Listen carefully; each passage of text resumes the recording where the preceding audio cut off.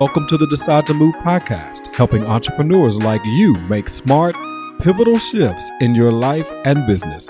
Tune in each episode for inspiring stories from brilliant business minds and trailblazers to find out how they made their big moves and how you can too.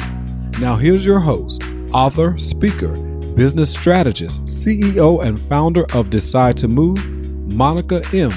Bijou. Oh my gosh, guys, I am super excited for you to join me for another episode. I have someone that's here today to put all those little quiet moments aside for those people that are saying, well, what do I say when someone comes at me? Or how do I handle a situation when it seems like it's conflict? Well, I have Jonathan Miller here today with me. He is a speaker, a facilitator, and a conflict transformational coach that is here to teach you as an entrepreneur how to own your power in the midst of conflict. How to not just deal with a person, but how to take that person to become a partnership that you can actually excel in. So without further ado, because he's got so much to give and share with you, I have Jonathan Miller with me. How are you doing today, Jonathan? I'm doing very well, and I'm thrilled to be here.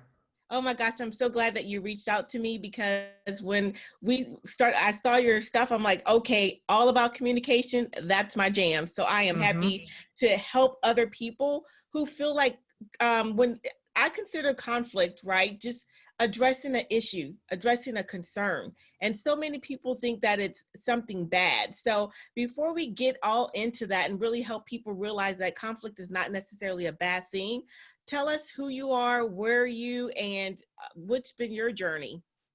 Sure. So, like you said, I'm a conflict transformation coach. And yes, I made up that title. And what it really represents is this idea of kind of what you alluded to, this idea that conflict isn't necessarily a bad thing. Conflict is actually a very normal and natural phenomenon, just like the fact that you and I are talking about conflict, and guaranteed our listeners, they know conflict. They've definitely experienced conflict, and that's because everyone on earth has experienced it. So knowing that it's kind of a normal, natural part of it, how do we, instead of shying away from it and avoiding it, instead of avoiding addressing those issues, how do we tackle them in a really powerful way to get what we want in life and have the relationships we want in life? So that's kind of the idea of conflict transformation. And how I got here is, it's actually a really great story. It started off when in a 1984 GMC Vandura. And I don't know if you've seen this thing, but it is like one of these big old school vans with the wheel on the back and like a little pop top. And it's got like a little kitchenette inside. And it started because my partner and I, she was my girlfriend at the time, and she's now my wife. So it's a very happy ending. We had always wanted to do this big road trip around North America. I'm originally from Toronto, Canada. And so that's where we started. And we'd always wanted to check out the national parks in the US and all the national forests and all that kind of cool stuff. And so we did. We decided to like make this a reality. We saved up money. We quit our jobs. And I remember we were so excited the night we left. It was raining. We were staying with my mom the last few nights. She's like, just stay the night. Go tomorrow when it's ready. We're like, no, it's time to go. And we drove off and we were so excited. And that piece lasted for about 3 days. And that's because when you put two full-size adults in a tiny little space like that, you get up in each other's personal space, right? I didn't realize this, I had been living with, Laura's her name. I'd been living with Laura for just over a year. We were together for even much longer than that. And, we had a strong relationship, no real issues at all, like the occasional bicker, but not even really that. But then when we were in the van, it just increased significantly. And it was quite worrisome because I thought to myself, wow, like I just started this year-long trip. Is this what I'm in for the rest of the year? Not to mention, is this what I'm possibly in for the rest of my life? And so there was kind of like a shocking moment for me. And it really came to actually in this really amazing moment we had in the van. And so we were cooking a meal and I was sitting there, I was cutting the vegetables. She was minding the stove. And I said, hey, Laura, can you get me that? And she snapped at me. Now, that wasn't the first time. This is actually a pattern now. And I said, why are you snapping at me? And she had the kind of wherewithal to be like, honestly, I don't know, like, what's going on? Like, that's so weird. I don't know why I'm snapping at you. And so we actually had this like come to moment where we really were able to sit down and take a look, like, why was this pattern happening? And what we discovered was I was saying something like, can you get that for me? And what she heard was, stop what you're doing and get that thing for me right away. And that's because she, it makes sense. She grew up in a household, it was just her and her mom. And the name of the game was wait your turn, be patient. I came in a household of 3 kids, and if you did not say what you wanted, you would not get what you wanted, right? So it was kind of a fend for yourself kind of deal. And so when I say, can you get that for me? I mean, well, whenever you're done what you're doing, you can get that for me. But all I said was, can you get that for me? And recognizing that and coming to this thing where we realized that this was the problem, we came up with a plan that I would start being very clear about asking for if I needed it urgently or not. And she would partner with me by cutting me slack, by checking in, by knowing that I was going to work diligently on doing this. And lo and behold, it worked. The problem literally disappeared. It was like magic, Monica. And so I became so obsessed. I'm like, wow, this communication stuff, it works. So I started reading books and I started getting into it. I started realizing I was a terrible communicator. Oh my goodness. I was a project manager before, so I always thought I was a great communicator. I got along with everybody. It was a huge organization, so I talked to dozens of people on a daily basis.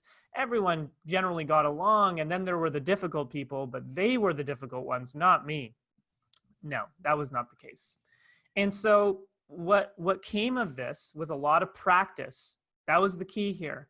A lot of practice along with that research, that study, that learning, and a lot of hurt feelings. Thank you, Laura, for being my guinea pig. I came to this point where I really found what worked and what didn't work for me. And not only did that really amplify the trip and my relationship with, my partner, it also spread to amazing relationships with my friends, with my family. And I knew I had to share that with everyone. So that's kind of how I got into this space of communication. And then more so really interested in conflict. Specifically, I just think it's a really interesting phenomenon that, like I said, all humans deal with, and very few of us know how to effectively handle it. So that's kind of a little bit about my background right there. No, but you actually gave some serious landmines. That's what I call it, nuggets in the midst of your telling your story, because oftentimes people don't understand that when someone is saying something, it's going through their filter, right? Someone else is taking it through their filter, their past, their history, and deciphering what you meant when you said what you said. Exactly. And we often don't take the responsibility of saying, well, maybe I didn't say it correctly. It's like, no, you're misinterpreted, and going off and instead of stopping and saying, okay, wait, what did you hear? My favorite thing is, what did you hear me say? Okay, that's not what I said. This is, and then we have the conversation, and it makes a big, huge difference of how people interpret. Same thing with texting, right? Oh my gosh, yeah. I tell people the receiver is the one that put their emotions on it. I've actually had someone that asked me a question and I responded just point blank, and she came back and she's like, you're rude. And I said, please tell me in that message what was rude. And then I was like, because was that filtered through some emotions you're feeling right now, or truly what I said? I was like, because I just said, no, I'm not able to right now. That was the words. And then she's like, oh yeah, you're right. I'm sorry. I was like, but often, obviously that happens to you often, and you do that. And some people are not good communicators, and so they get upset back and you guys are going back and forth. I'm a person that's going to stop it before it starts. Like, wait, what did you hear? What did you think I said? So that way I can make sure that take responsibility if I was rude, kind of thing. So yeah, no, your story gave a lot. That's great. And actually what you just shared there, I think also I want to point out a few nuggets for our listeners to really elaborate on how awesome that is on some of your perspective, and maybe how our listeners can use what you just shared, really use that, right? A question that I love to ask is, whenever you are dealing with this, quote, difficult person, there's this idea that they are acting irrationally right now. Like they're not making sense. Ration is this idea of reason. Like, is this person being reasonable? And from my perspective, no, they're not being reasonable. But consider that from their perspective, they're being very reasonable. So one might ask, well, what rationale are they using to make this decision? What is rationally going on in their head that is not making sense to me? That's a powerful question to ask, right? To remember that they are, because they wouldn't do it if it didn't make sense to them. You and I don't do things unless if they don't make sense. Like, it's just, I would not do that. I don't know about our listeners. Maybe they would see something that didn't make sense and they would do it. I highly doubt it. So I love that you said that. And the other thing I wanted to share, this is kind of like a little brain mender, but you're gonna follow me here, okay? I love what you said with the example. There's a whole world of stuff we can go into about texting and dealing with conflict from that perspective. But when you think about words going across to another person, and the same thing with text, we often think of communication as this thing like communications, and they're two different things. So communications is like ones and zeros that I'm trying to get across to someone else. And the fact is that when it comes to communication between two people, it never happens like that. And that's because the ones and zeros that I'm sending don't have any inherent meaning. Like, I'm saying a word, and what I'm sending to you, and hopefully our listeners are following here, is I'm saying a word, and what a word really is a sound that I'm making with the shape of my mouth and my teeth and my tongue and my vocal cords. And then it's going over to you, and then you're going to apply a bunch of meaning to whatever that is. And that's why we often get confused about words that might maybe loaded terms. Something like you probably talk a lot about the word success and what does success look like for different people. Well, we're adding that meaning, and that's why success looks so different to so many different people, right? So I really love that example you gave. Sorry, you asked the question, what is it exactly that you ask when you hear those things? You say, oh, I always ask them, what did they hear me say? Like, from their standpoint, like, what, because like you were saying, like, when you talk about words and communication, just let me, for a second. yeah. Also, everybody, based on how we were raised, everything is different. Okay, so I'm originally from New Orleans. Let me just say that. In New Orleans, but my mother corrected us. So people often tell me, you don't even sound like you're from New Orleans. I'm like, I came out saying, My mom's like, no, it's Like, Really? She changed, like, literally from being little, she corrected us. Anytime we said anything, she corrected the way we articulated and way we spoke words from the very beginning of being a little girl. So, but from New Orleans, they would say, I'm going to make groceries. And so I remember my cousin used to say to me, I'm going to make some groceries. And of course, me not staying in New Orleans all my life, I'd be like, what do you mean going to make some groceries? Well, can you make me some bread and butter while you're there? You know what I mean? Like, but he means like, in them, like, I'm going by, but it was called making groceries. And so a person who does not understand that would get really frustrated and like think that they're talking like you're being ignorant, but it's the way that they understood what they meant. And so that's the part that makes a difference. Is that's why I asked, what did you hear me say? Because that way I can also understand their interpretation of my words without it being so good. Conflict. So powerful. And I love that. That is something that I teach at most of my workshops, and you'll hear me, if you hear me on other podcasts or just in conversation with people, I love to ask that question. Okay, would you be willing to repeat back what you heard me say? I just want to make sure we're on the same page. Wow. Like, it'll eliminate probably like 50% or more of any potential communication breakdowns just by asking that powerful question, right? Exactly. Yeah. So as soon as someone said something that is all, instead of me getting upset, I'm like, what did you hear me say? Because they're responding from something.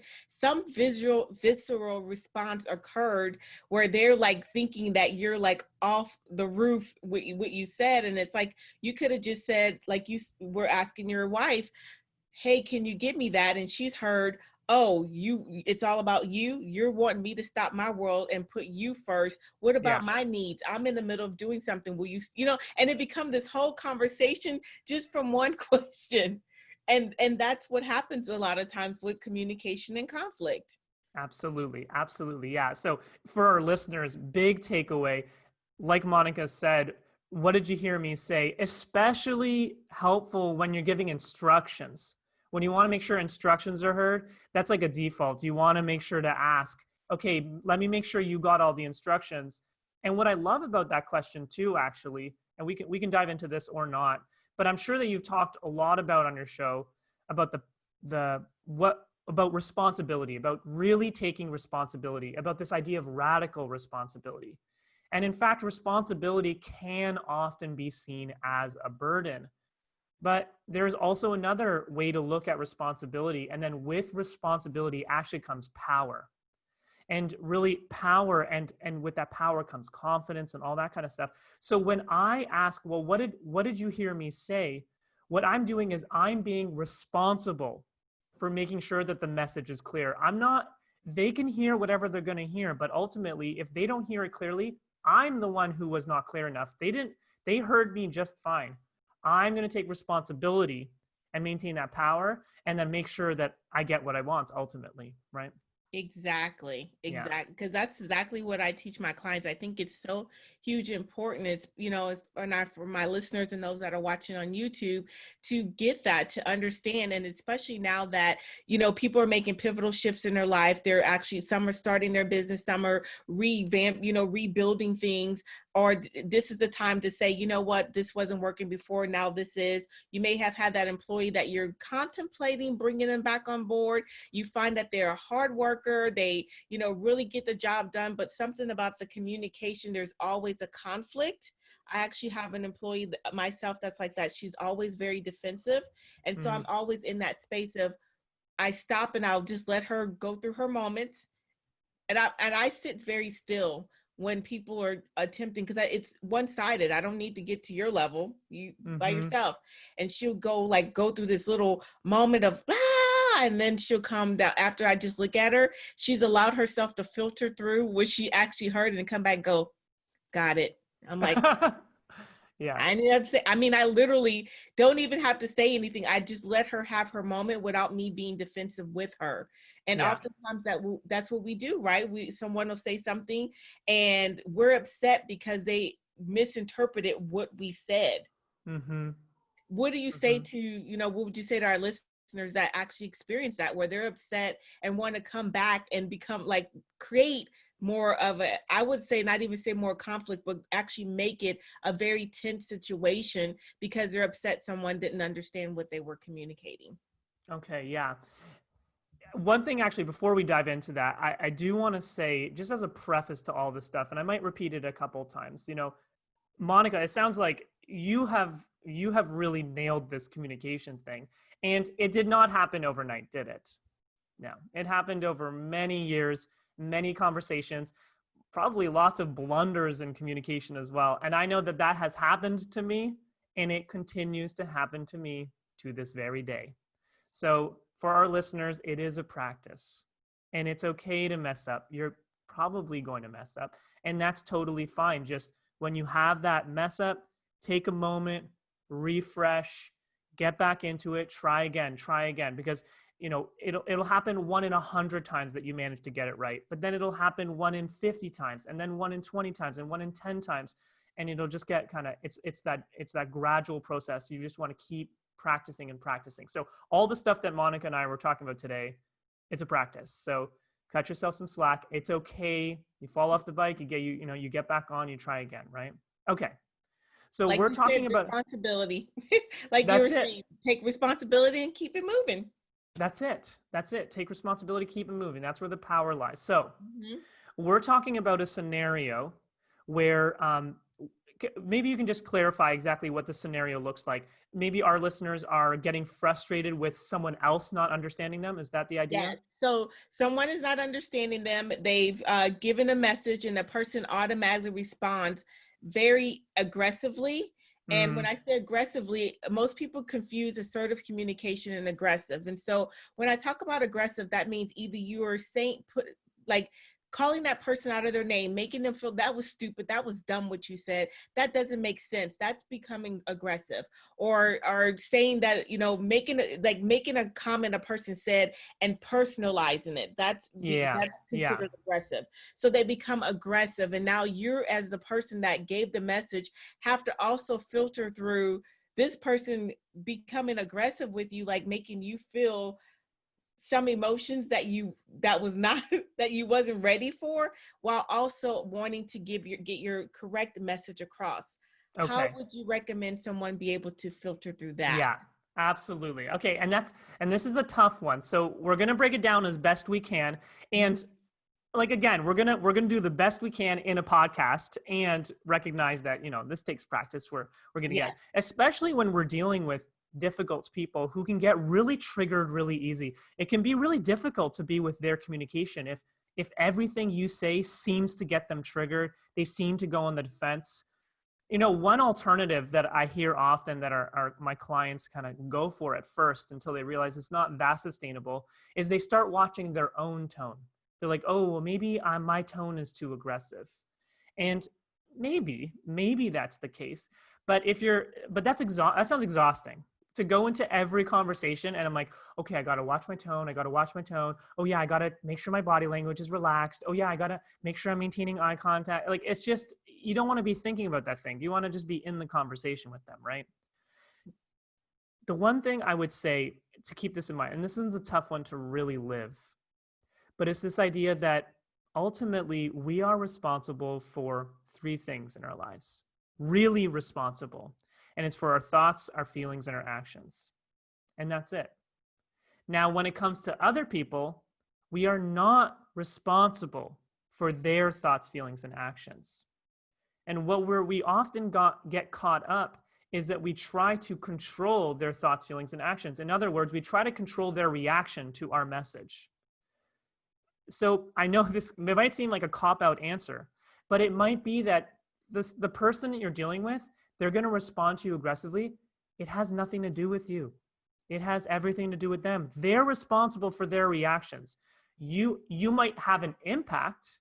Listen, Monica, if I insulted you, there's an impact. There's kind of like a consequence, but I'm not responsible for your reaction to it. There's going to be a consequence. I might ruin the relationship. We're not going to work together. We're not going to get along. That's the impact.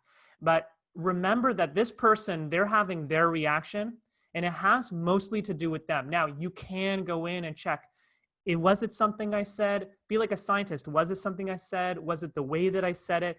Ask them, how can I say this in a way? Here's another great tip. I just kind of, this is like a download right here.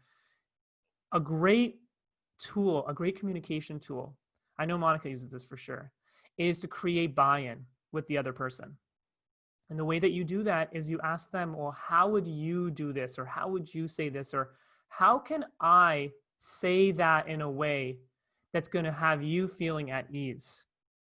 And they might know, they might have an idea. And then it's their idea. So if you follow their idea, they're in, they love it. It's their idea. We love our ideas, right? So to recap, just my ramble here, there's going to be 2 things that I want our listeners to keep in mind. And the first one's going to be a tough one. It's going to be to remember that you are responsible for your thoughts, feelings, and actions, not others. You can do your best to cater to those, to the way that they react. But ultimately, you're not responsible. Controlling other people is a waste of time and energy. Please do not do that. Please do not waste your life doing that. And then the second piece that I said is, if you're seeing it continuously, have a good sit down with them and go, listen, this is what I'm experiencing in this, between us.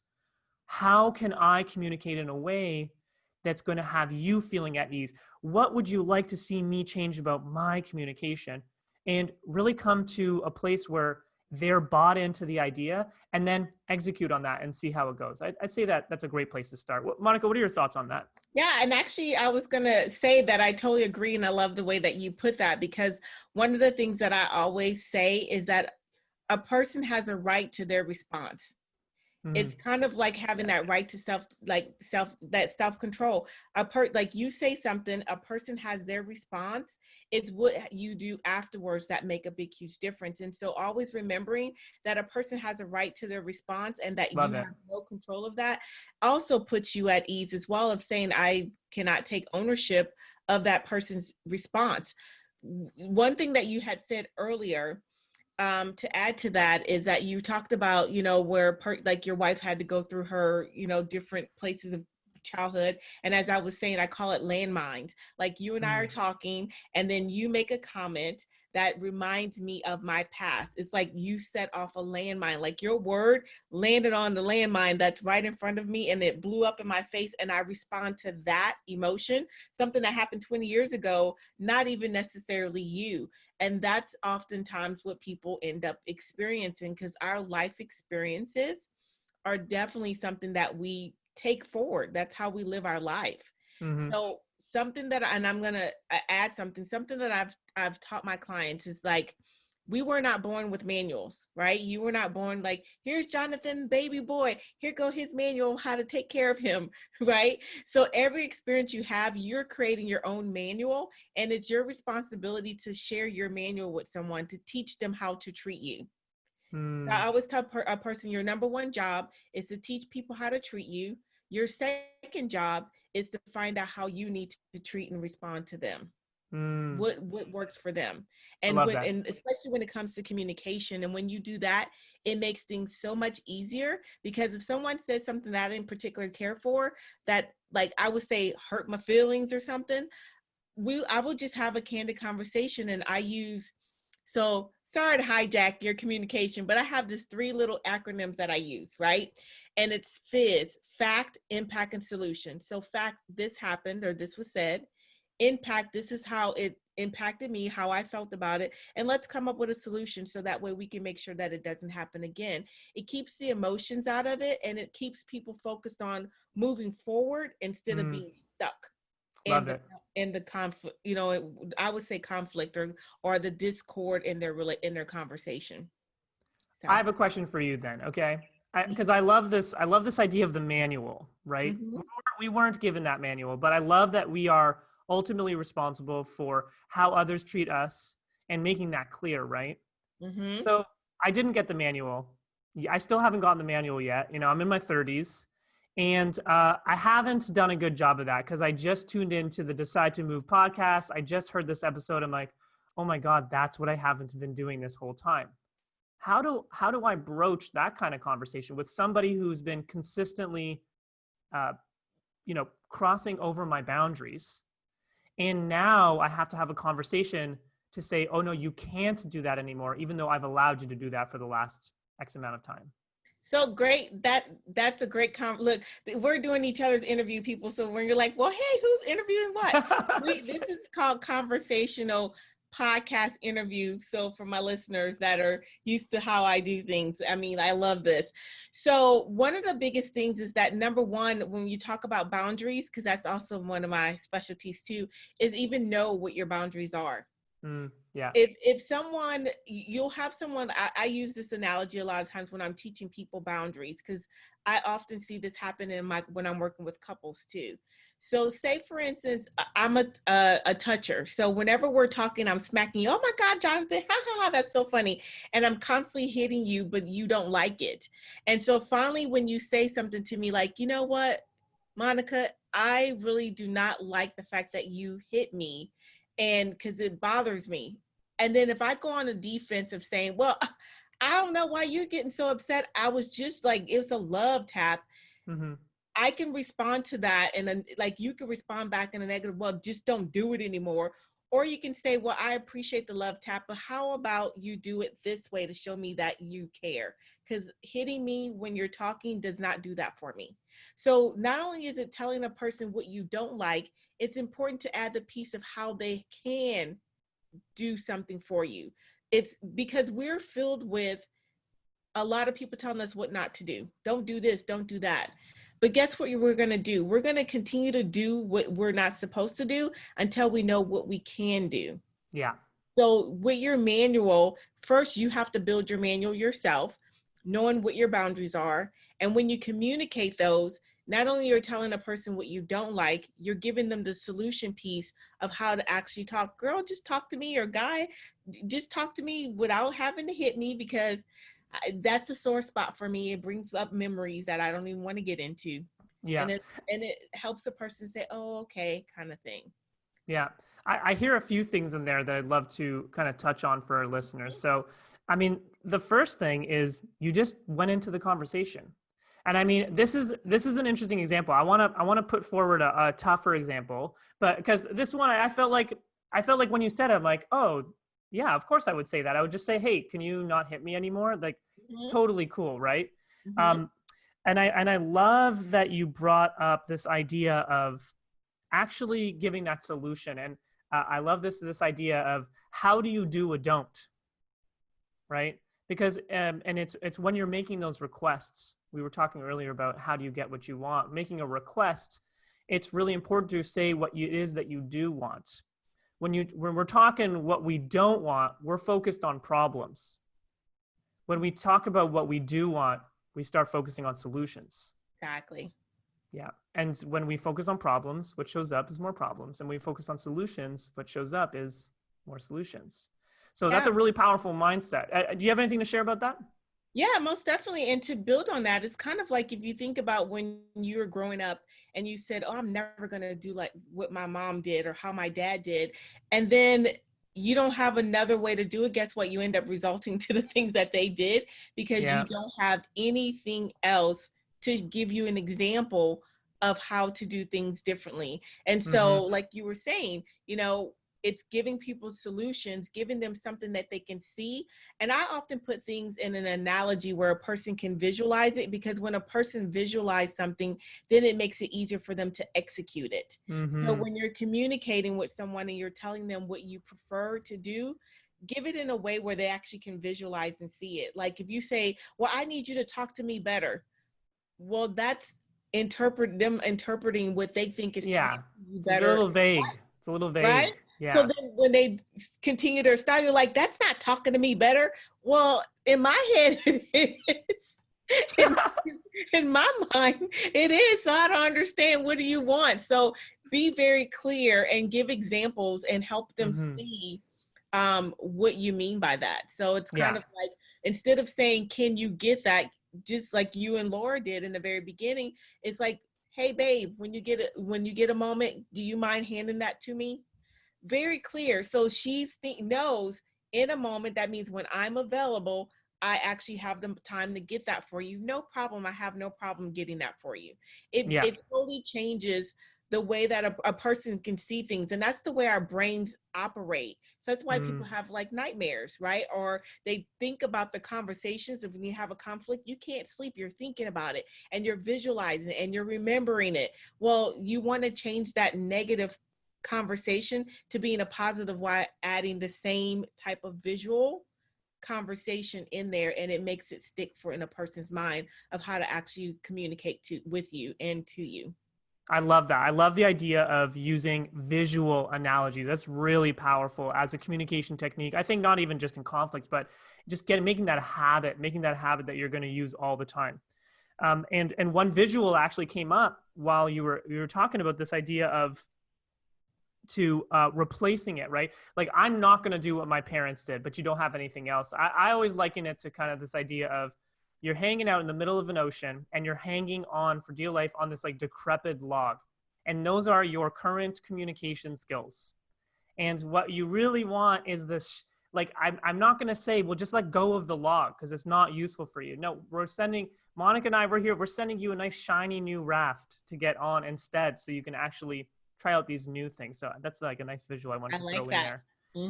So I got a tough scenario for you here. Okay. So, okay. Yeah. So we handled this slapping thing pretty easily, but what if now, it's been 5 years and your parents have been coming over to see your kids, and your dad, he smokes in the house, and he's been doing it now for 5 years. He's very used to it.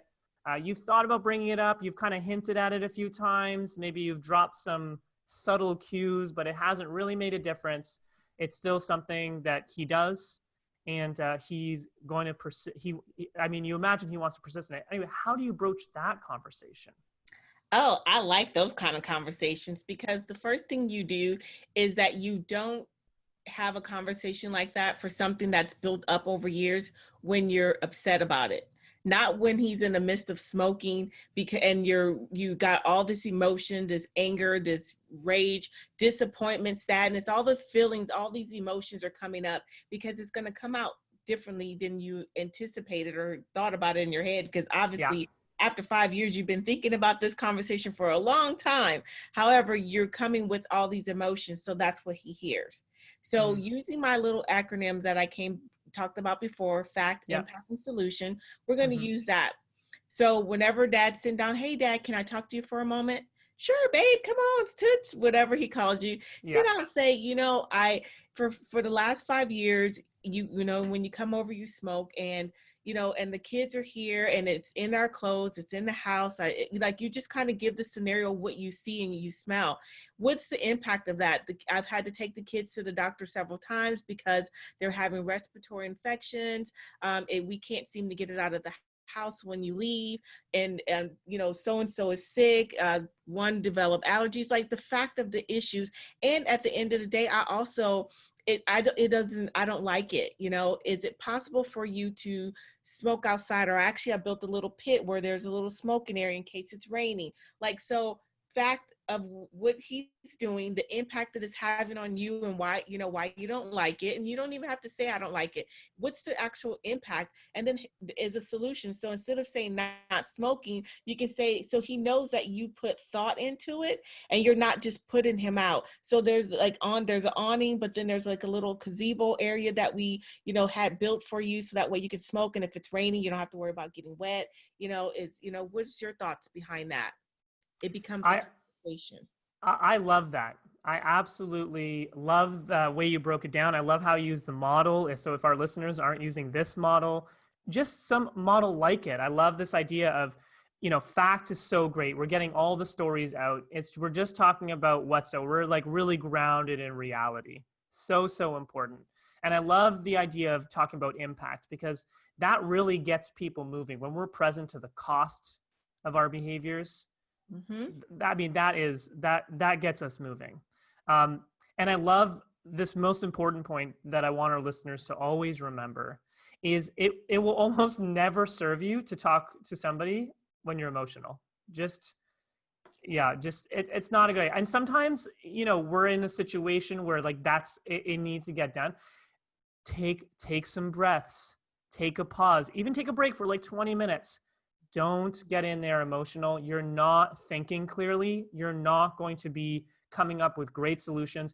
When we're stressed, our brain is limited in terms of the options it has available to it. So the more kind of open and happy and positive we feel, we actually have more options available to us.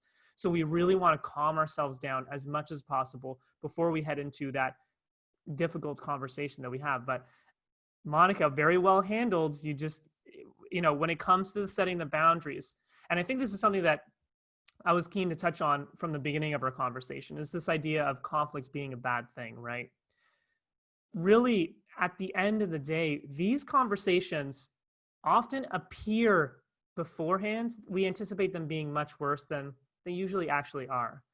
They're usually, listen, they're going to be uncomfortable. The conflict conversations are uncomfortable. But they're uncomfortable for like 5 or 10 minutes. And then like life is amazing afterwards, because you actually are getting what you want, right? So there's this quote that I don't remember, but it's something like, behind every, behind any of these drawn out situations is a sweaty 10-minute conversation. And like, that's it, right? So if it's really just that, then why are we spending so much of our time avoiding conflict? And, my thoughts are that we just really don't like this discomfort. We don't like the unpredictability of it, the uncertainty behind it. But most of the time, these conflicts end up getting out what's really on our mind. And ultimately, we end up getting what we want in our lives. What are your thoughts on that?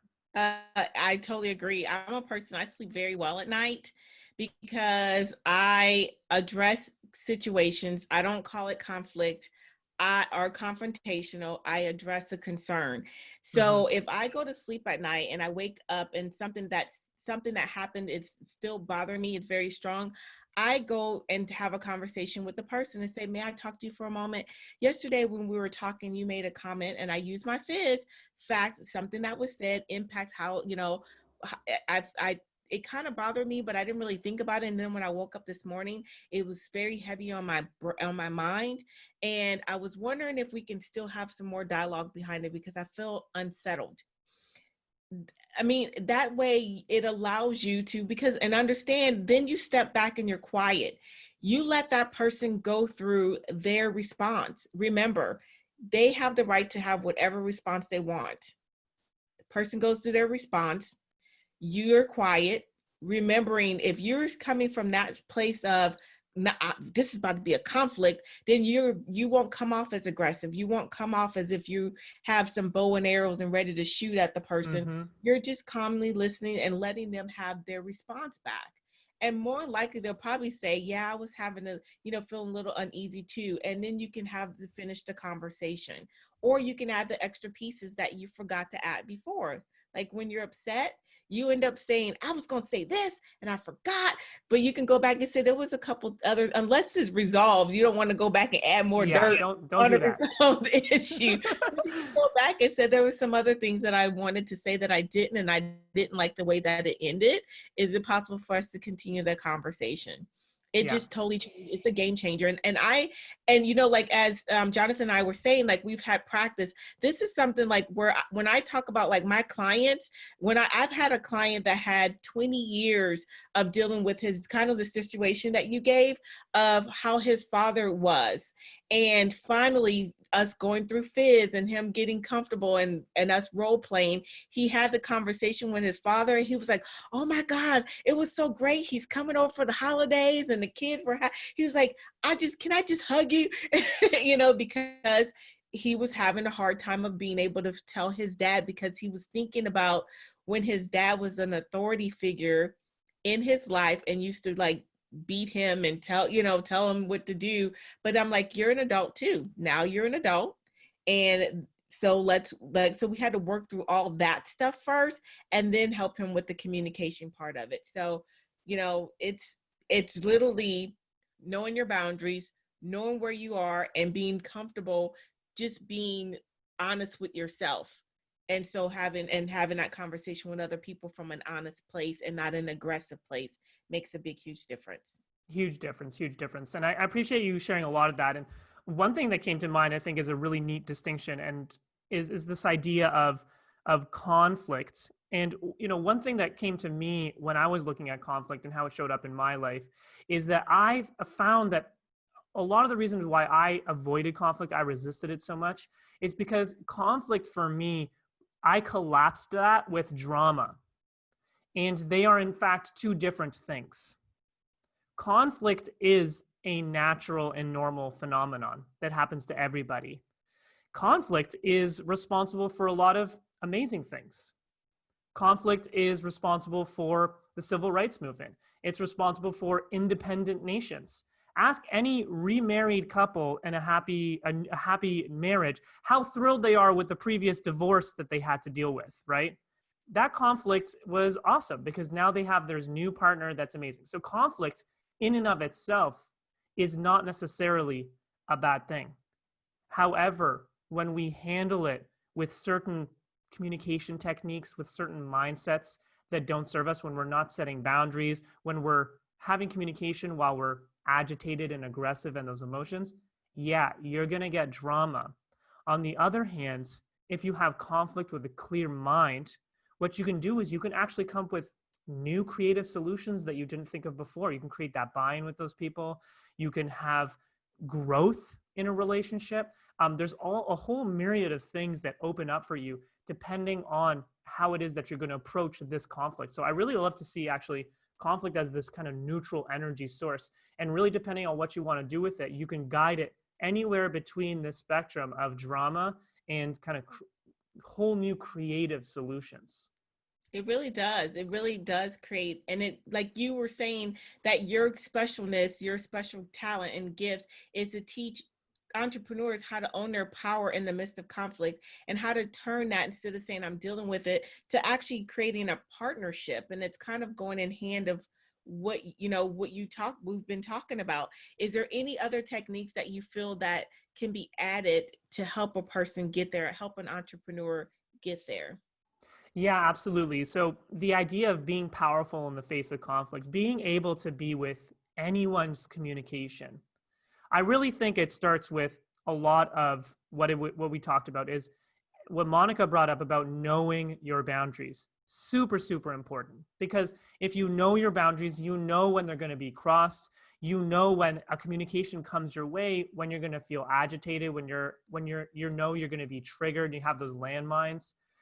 That's going to be a huge, huge step in terms of doing that. Now, in terms of being able to be powerful in the face of conflict, some other things that we didn't talk about: when you have these difficult conversations, Monica, you alluded to it, that you actually talked with one of your clients and you like role played. So, so good. I love when I have difficult conversations, I write it down. I write it down on a piece of paper. I'll write down fizz. I'll write down the facts. I'll write down the impact, the solution. I'll bring that paper with me into the conversation. I think people appreciate it because they know I've thought it through and I'm like giving this like careful, deliberate thought. When you have these difficult conversations as well, I love to make sure there's time and space for it, right? So you mentioned before in the smoking example, don't do it while the person is smoking and maybe if they have 15 minutes before they need to go. No, no, no. Book some time. Make sure you have lots of space to have this conversation. It may also not be resolved in one conversation. It might be a really complex, sticky situation. The conversation is like a much larger conversation and it happens over many different talks, right? So I would say keep that in mind as well. And I think I don't want to give too many more tips because I feel like we talked about this idea of the mindset at the beginning around just like I'm actually blanking on what it is that we talked about right at the early beginning of this podcast. We talked about having a certain mindset around, that they're a rational person, right? They're rational. Just take my word for it. Just try it on like a perspective that maybe this person is entirely rational and they would never do anything unless it made sense to them. Even this might be an extreme example, but I'm going to invite you to go with me. Even, the most hardened criminals, even people who are really, like not mentally well, right? They're acting within reason because it makes sense to them why they did that. We're not going to dive into why that might be. Their brain is set up the way that it is set up. But at the end of the day, they are acting within reason. It makes sense to them. And it also makes sense to everyone in your life as well, why they're acting the way it is. So like a detective, get in there, find out what's going on. And then when you say things, ask them to repeat it back. What did you hear me say there? What effect did that have on you? And if they don't get it right, here, I'm going to add this one in too. This is a juicy one here. If they don't get it right, don't get agitated. In fact, I want you to thank them. I want you to thank them for repeating back what they heard you say. Why is that? Because I made a request. And my request was, can you repeat back what you heard me say? Now the question is, did they fulfill on that request? Yeah, they did. They repeated back what they heard me say. Now, was it accurate? Maybe not. But they did do what I said. So I say, thank you. Thanks for repeating back.